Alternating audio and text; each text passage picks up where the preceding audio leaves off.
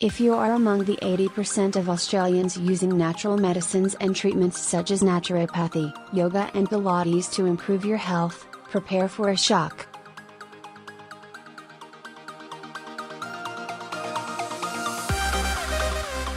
From Monday, Australians claiming a rebate from their private health insurance for those services will no longer be able to, and there are warnings its wider implications will affect many Australians.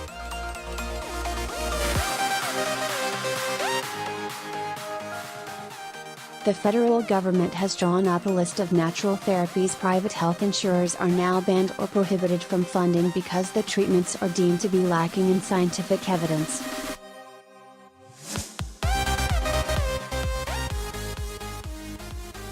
The National Health and Medical Research Council, NHMRC, investigated the decision, overseen by the country's chief medical officer.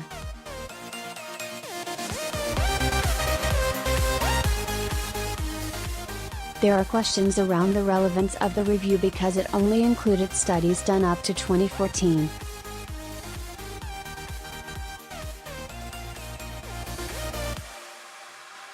At the time, the government said the changes would remove costs from the system and contribute to reducing the costs of private health insurance premiums, which a recent survey showed was a concern for 82% of all households.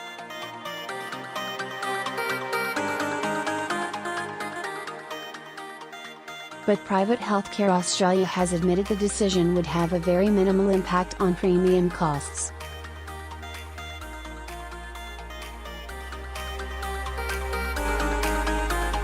If you currently claim a rebate from your insurer on some of the following popular treatments, that's about to end. There are still some ways to make a claim on some of these treatments.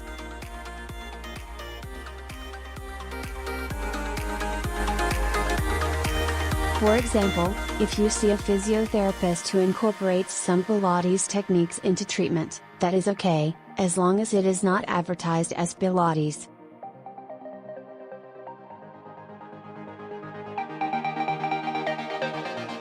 If a massage therapist uses some shiatsu techniques, a rebate can be claimed only if the treatment is remedial massage, and not listed as shiatsu.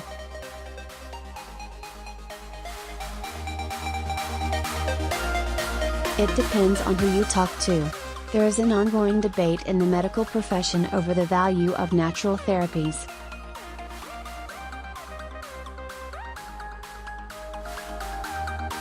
Some say they are viable complements to traditional treatments, others disagree. Independent Wentworth MP and general practitioner Karen Phelps said the ban would have a devastating impact on providers and the huge numbers of consumers using them.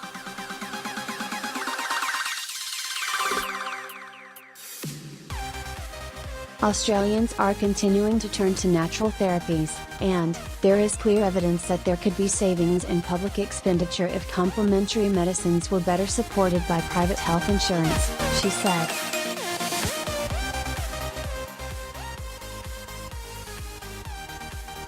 Dr. Phelps has written to Health Minister Greg Hunt asking for yoga, Tai Chi, Western herbalism medicine and naturopathy to be removed from the banned list.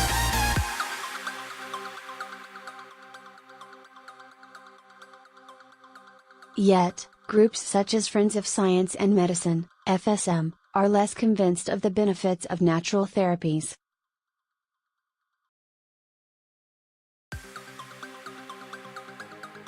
Headed by John Dwyer, FSM has lobbied the federal government for the past 7 years to stop subsidizing treatments the NHMRC had deemed ineffective.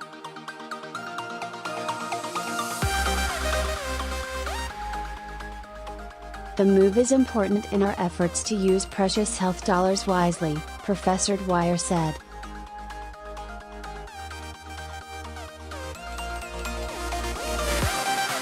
At the heart of the discussion is exactly what the review deemed to be ineffective and how the NHMRC arrived at its banned list.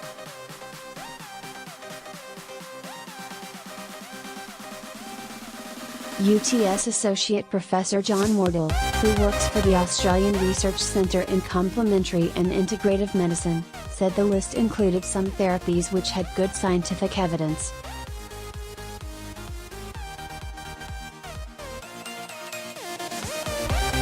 However, some did not. You have therapies which perhaps aren't warranted, like iridology, which is quite fringe, to yoga, tai chi and herbal medicines, which are often included into international treatment guidelines, he said.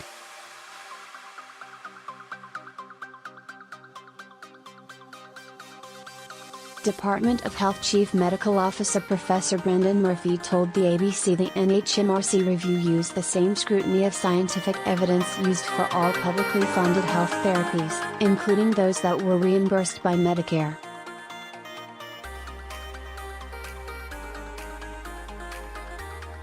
We had to have an objective criteria for people who did the review, he said. The fact is that the evidence base wasn't there.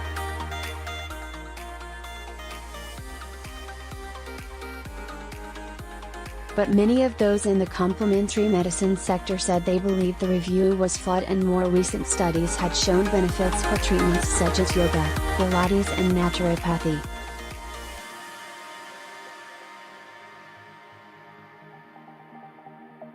Professor Murphy said the Department of Health would review the impact of the changes next year and urged people to come forward with any recent high-quality scientific evidence.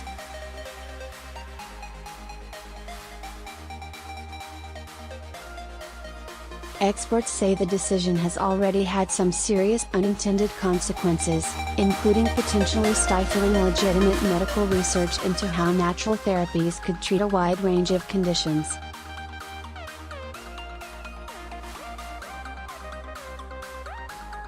Professor Wardle said his center at UTS had already felt the impact. We lost a few projects as a direct result of these changes, he said.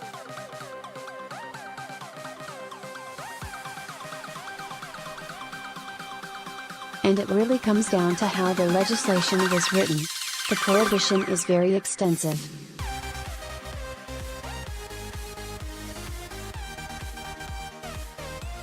Professor Murphy said he had heard of isolated cases where local funding bodies had decided not to give research grants to natural therapy studies.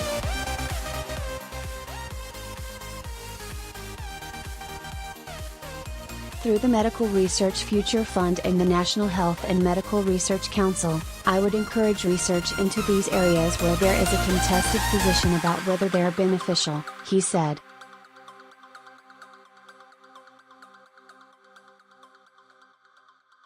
In fact, the Medical Research Future Fund has a $20 million specific grant program to look at these sort of areas.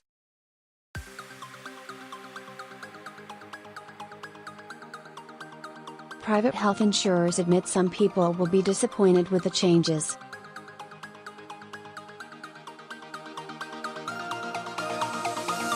The companies began offering natural therapies as part of extras cover to encourage young people to take out policies.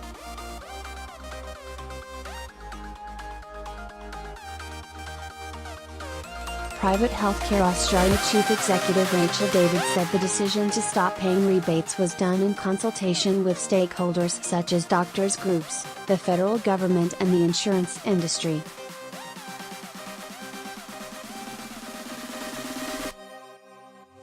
In hindsight, it would have been more useful to take a more detailed approach to what went on the list and have a more detailed review of evidence, particularly for yoga, Pilates and Tai Chi, Dr. David said.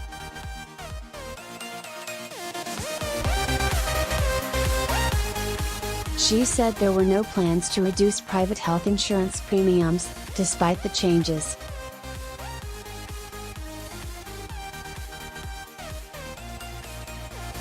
In terms of the financial impact on health funds, it's very minimal. These natural treatments were not a big source of health plan claims, she said.